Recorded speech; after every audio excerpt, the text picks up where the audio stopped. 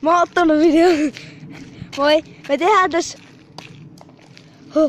tehdään tässä sooda, etikka,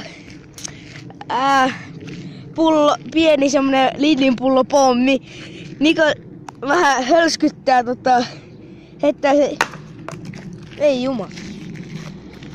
Se räjähää vielä, mutta se räjähtää kohta.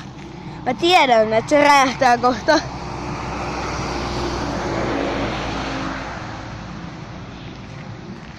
Mikä on fiilis? Ihan hyvä. Mikä mies?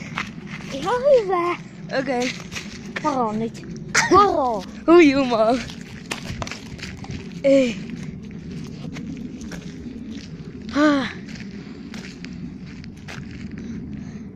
Se räjähtää ihan kohta.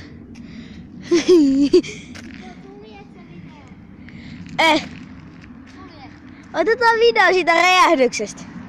Ei tää räjähdä vielä, mä laitan listaa. Joo.